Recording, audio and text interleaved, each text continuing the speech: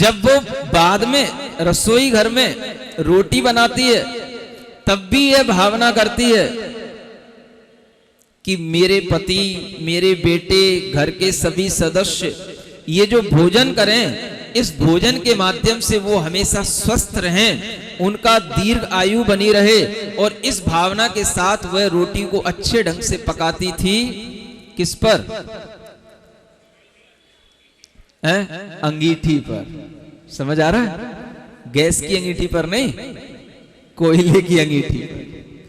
तब वो रोटी अच्छी पक करके, स्वादिष्ट होकर के जब किसी के सामने पहुंचती थी तो फिर वह जब खाता था और खाने के बाद में उसके शरीर में जो कुछ भी चीजें बनेंगी, उन सब चीजों से बनी हुई ऊर्जा अपने आप उसे उसी जगह ले जाने की कोशिश करेगी जो भावनाएं आपने उस भोजन के अंदर डाली थी।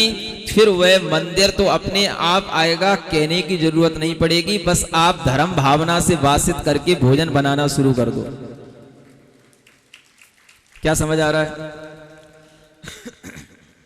क्या करना चाह रहे हो महाराज? क्या कह रहे हो आप? चक्की चलाऊं क्या मैं?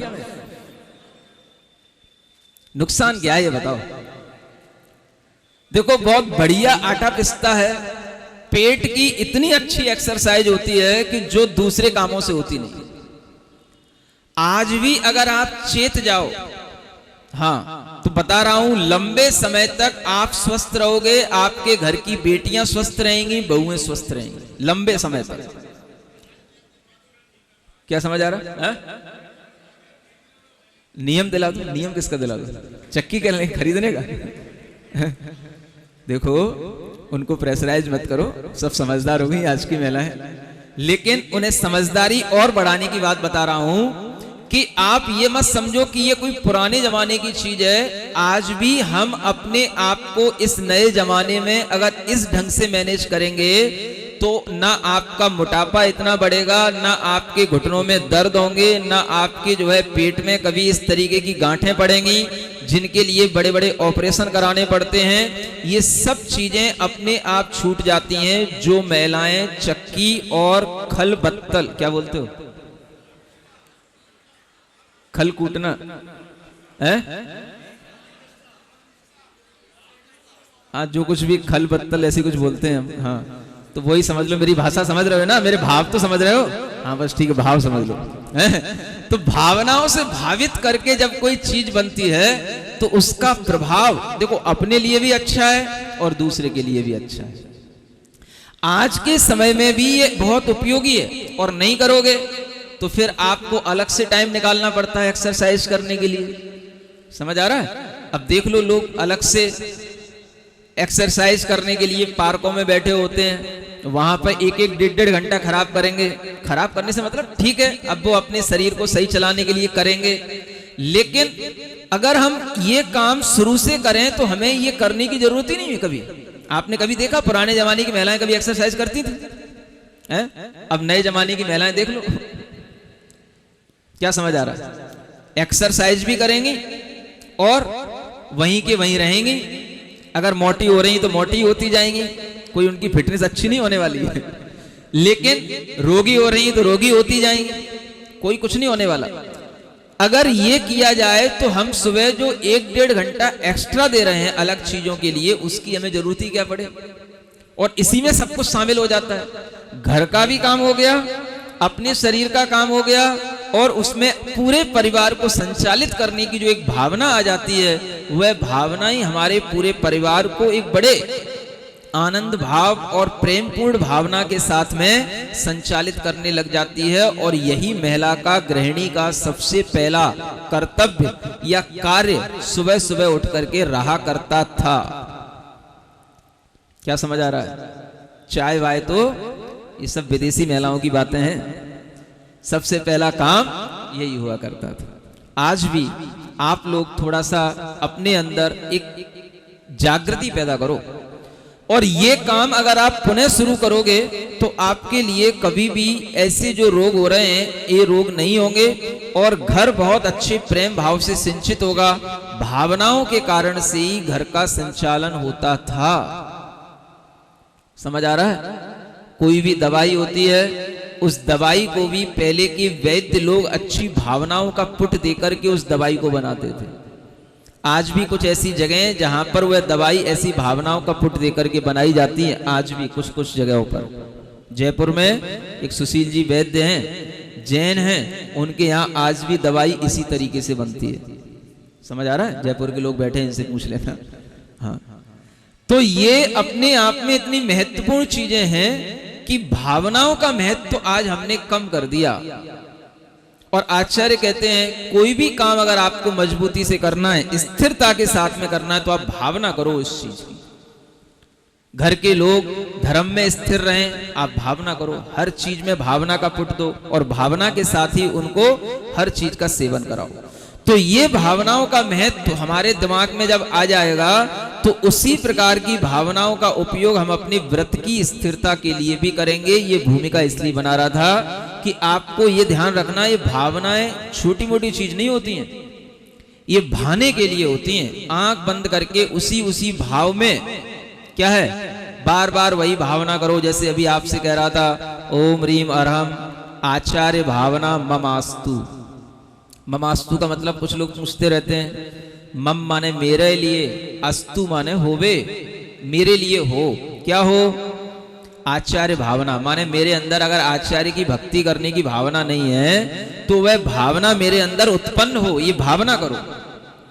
अरिहंत भगवान की भक्ति करने की भावना नहीं है तो भावना करो, हे भगवान मेरे अंदर अरिहंत भगवान की भक्ति की भावना हो, भावना हो, भावना हो। ऐसा आप कहेंगे 108 बार तो आपके अंदर वह भावना उत्पन्न होने लगेगी। सुन रहे हो? इसी भाव से करते हो कि नहीं करते हो? अभी तक तो नहीं करते थे महाराज, आज बताया आपने हैं। अब जितनी भी भावनाएं बची उसको इसी भावना से करना। समझ आ रहा है? ममास्तु का मतलब ये भावना मेरे लिए हो। अभी हमारे अंदर भावनाएं हैं नहीं है, अच्छी भावनाओं को हमें पुरुषार्थ पूर्वक करना पड़ता है, अपने आप नहीं आती हैं। हाँ, बुरी भावनाएं तो अपने आप आ जाएंगी, लेकिन अच्छी भावनाएं हमें पुरुषार्थ के साथ बुद्धि पूर्वक करनी पड़ती हैं। इसलिए ये प्रक्रिया अपनाई गई है, भावना ममास्तु। ये भावनाएं मेरे लिए हों, मेरे लिए हों, मेरे लिए हों। ये 108 बार जब आप कम से कम बोलोगे तो कुछ ना कुछ उस भावना का पुट आपके मन के ऊपर जरूर पड़ता है और पड़ेगा। इसी तरह से आचार्य कहते हैं अगर हमें अहिंसा व्रत को मजबूत बनाना है तो कैसी भावना करना, वो आगे आपको बताते हैं। चौथा सूत्र पढ़ते हैं, वांग मनोगुप्तिर्यादान निक्षेपण समित्यालोकितपान भोजनानि पंच। पढ़ नहीं पाते हो? किताब बंद करके रख देते हो? कोई बात नहीं, थोड़ा देखो, इन्हीं सूत्रों का विवरण चल रहा है। 5 भावनाएं, पंच माने 5 भावना। पहली भावना क्या है? वांग मनोगुप्ति। गुप्ति शब्द को वांग माने वचन और मन माने मन, इनके साथ में जोड़ना। तो पहली भावना है वचन गुप्ति की भावना, दूसरी भावना मन गुप्ति की भावना, तीसरी है ईर्या आदान निक्षेपण समिति। अब समिति इन सबके साथ जोड़ना, ईर्या समिति और आदान निक्षेपण समिति, ये 2 समितियां हैं, है ना। और एक 5वीं है आलोकित पान भोजन। ऐसी 5 भावनाएं इसमें बताई गई। गुप्ति का मतलब क्या होता है? गुप्ति माने होता है गोपन कर लेना। गोपन माने रोक लेना, छिपा लेना, रक्षा कर लेना, है ना। जैसे हम गुप्ति उसको भी बोलते हैं कि जो हमारी रक्षा करती है। जैसे पहले कोई हथियार होता था तो उसको गुप्ती कहा जाता है। हाँ, जो चाकू टाइप का बैट में, हाँ लंबे बेंत जैसे उसके अंदर जो हथियार पड़ा रहता है, तलवार टाइप का कह सकते उसको गुप्ती कहा जाता है। तो उस गुप्ती के माध्यम से क्या करना होता है? रक्षा करनी होती है। किसकी? अपनी, है ना, इसलिए अपने पास में रखा जाता है। तो उसी तरह से मनोगुप्ति वचन गुप्ति है। वचन गुप्ति का मतलब वचनों से अहिंसा महाव्रत की रक्षा करना, इसका नाम क्या हो गया? वचन गुप्ति। वचनों से कैसे रक्षा होगी? ऐसे वचन नहीं बोलना जिससे हिंसा भड़क जाए, ऐसे कमेंट्स नहीं करना जिससे दूसरे के अंदर हिंसा की भावना पैदा हो जाए, ऐसे कोई आर्ग्यूमेंट्स भी नहीं करना जिसके कारण से दूसरा आपके ऊपर हिंसा करने का भाव कर जाए। ये सब क्या है? अपने वचनों को कंट्रोल में रखना। क्या समझ आ रहा है? इसे बोलते हैं सेल्फ कंट्रोल। और self control of speech it means वचन गुप्ती। ये वचन गुप्ती है कि जिसमें हमें किसी भी प्रकार के डिस्प्यूट हमारे वचनों से पैदा ना हो, ऐसी भावना रखना। अब देखो, अगर आपको वो ध्यान हो, विष्णु कुमार मुनि की जो कहानी है रक्षाबंधन की, और उसमें वो श्रुत सागर जी महाराज हैं जो आहार के लिए गए थे और जो मंत्री इधर से लौट रहे थे, तो उनसे उन्होंने क्या किया था? वाद विवाद किया था, शास्त्रार्थ किया था। जबकि वो वाद विवाद ही उनके लिए क्या बाद में हिंसा का कारण बन गया। समझ आ रहा? एक जमाना था जब ये शास्त्रार्थ होते थे, वाद विवाद होते थे, तो उसमें भी एक सभ्यता रखी जाती थी, सभाओं में होते थे। ऐसा नहीं चलते फिरते कहीं से भी लड़ने झगड़ने लग जाओ। ये भी उन मुनि महाराज की एक हम सोचेंगे कमी है। उसके लिए भी एक व्यवस्था बनती थी। पहले आचार्य समंतभद्र अकलंग देव के समय पर राजाओं की सभाओं में वाद विवाद होते थे, व्यवस्थित तरीके से होते थे। सबको प्रजा बैठती थी, सब बड़े बड़े विद्वान बैठते थे, सुनते थे। और जो पराजित होता था उसकी हार मानी जाती थी, जो जीतता था उसकी जय जयकार होती थी। तो एक तरीका होता था, जिसे आज के समय में आप डिबेट बोलते हो, तो एक होता है। लेकिन ये तरीके से हो, सभ्य तरीके से हो, हिंसा की भावना से ना हो, तो ये कहलाता है सही है। और चलते फिरते किसी से भी लड़ोगे झड़ोगे, किसी के लिए भी अपने लिए जीत का भाव रखोगे और उसकी हार का भाव रखोगे, तो क्या होगा? तो वह अपने लिए एक झगड़े की जड़ बन जाती है और वह हिंसा की जड़ बन जाती है। इसलिए हिंसा न हो, इसके लिए किसी से कोई भी आर्ग्यूमेंट नहीं करना, और किसी भी तरह के डिस्प्यूटेबल कोई भी वर्ड्स होते हैं उनका उपयोग नहीं करना। ये भी अपने आप में एक वचन गुप्ती कहलाती है। समझ रहे हो? हाँ, मन नहीं मानता। कुछ लोगों की तो आदत ही सी होती है, अगर हम कुछ बोलेंगे तो छाए रहेंगे। क्या समझ आ रहा है? मीडिया पर, अखबारों में, हाँ? इसलिए कुछ ना कुछ ऐसा छोड़ दो फुलझड़ी कि बस लोग अपने आप कहें कि महाराज ने देखो कैसा कमेंट्स कर दिया, और महाराज की देखो लोग चर्चा करें, तो ये महाराज फेमस हो जाते हैं। व्हाट्सएप तो आजकल है ही है। क्या समझ आ रहा है? तो ऐसे महाराज का मतलब हुआ कि वो वचन गुप्ती का पालन नहीं कर सकते, माने अपनी अहिंसा की स्थिरता उनके अंदर नहीं हो सकती। ये प्रयोजन ही गलत हो गया। ऐसे ऐसे लोग हैं दुनिया में, अभी भी हैं।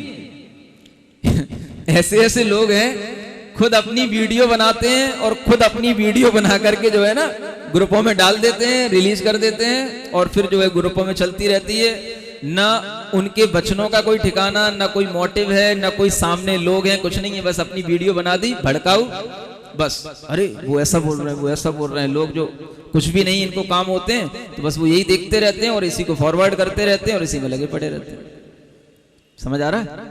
तो इस सस्ती लोकप्रियता के जो कारण लोगों ने अपना लिए हैं, उनको यहाँ मना किया गया है। अहिंसा महाव्रती वचन गुप्ती धारण करता है। ऐसे वचन नहीं बोलना जिसके कारण से हम हिंसा को भड़काएं, या हम किसी भी तरीके के उन वचनों से किसी संप्रदायों के बीच में किसी की लड़ाई या झगड़े का समर्थन करने लग जाएं। हिंसा का समर्थन कहीं से कहीं तक नहीं होना चाहिए। तो इस तरह के वचनों को नहीं करने का नाम वचन गुप्ती कहलाती है। आ रहा है समझ में? रोक के रखो, मुंह तक भी आ जाए तो बोलो नहीं, जीभ को दबा लो, दांतों में कस लो। नहीं समझ आ रहा? हाँ हाँ, क्या फर्क पड़ रहा है? तभी तो वचन गुप्ती बलेगी। मन में आ गया तो उसके लिए भी आचार्य कह रहे हैं, अगर मन में भी आ गया तो फिर तब भी चल जाएगा, लेकिन पहले वचनों में नहीं आना चाहिए, इतना भी कंट्रोल रहे। और कुछ चीजें ऐसी भी हैं जो मन में भी नहीं आनी चाहिए, अगर आप वचन गुप्ती का पालन करने लग जाओगे तो मनोगुप्ती का भी पालन कर लोगे। मनोगुप्ती का मतलब है मन में कोई असत विचार, मन में किसी प्रकार की मलिनताएं या किसी भी प्रकार की कड़वे भाव किसी के प्रति उत्पन्न न हो, जिसको बोलते हैं एक मेलिस हार्टेड लोग, एक मलिन हृदय के लोग बोलते हैं। ऐसी मलिनता हृदय में ना रहे तो वो कैसे होगी? मनोगुप्ती का पालन करो। अगर पुराने संस्कार भी हैं कुछ भी बोलने के या कुछ भी सोचने के, तो उनको रोको। मेरा मन मेरे अहिंसा महाव्रत की रक्षा करे, इसलिए मैं गलत विचार नहीं करूंगा, मैं वचनों से हिंसात्मक वचन नहीं बोलूंगा, मैं वचनों से किसी के प्रति भी कटुकता का वचन नहीं बोलूंगा, मैं अपने वचनों में किसी भी तरह की किसी की निंदा नहीं करूंगा। इस तरह से अपने मन में बार बार भावना करना। क्या समझ आ रहा है? अपने मन में कोई विचार हिंसा का उत्पन्न हो, झूठ का उत्पन्न हो, मनोगुप्ती नहीं रहती हो, तो उसके विपरीत विचार करना।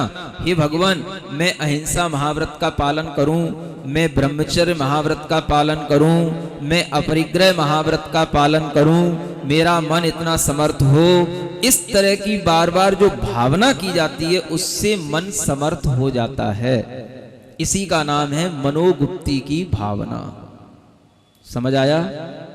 क्या समझ आया? जो मन में आया वह नहीं सोचना, जो वचन में आया वह नहीं बोलना। Self control of mind and self control of speech. तो यही व्रत की स्थिरता करने की भावना है। फिर क्या कहते हैं? ईर्या समिति। चल रहे हो, देख करके चलो, चींटी, चींटे, मकड़ी, कोई भी जीव जंतु आपके पैरों के नीचे न आए। चलते हुए भी ये भावना रखो, सावधानी पूर्वक चला जाए, तो इसको कहते हैं ईर्या समिति। अब जब भी चल रहे हो तब ये भावना रखो, हमसे जीव हिंसा ना हो जाए। तो जीव दया की भावना आई, ये क्या हो गई? आपके अंदर अहिंसा व्रत की भावना को मजबूत बना रही है। अहिंसा व्रत आपका और स्थिर हो रहा है। इसी तरीके से आदान निक्षेपण समिति। कोई भी वस्तुएं जो हम उठाते हैं, आदान माने ग्रहण करना, निक्षेपण माने रख देना। जो हम वस्तुएं उठाते हैं, रखते हैं, तो उनको भी हम सावधानी से उठाएं और सावधानी से रखें।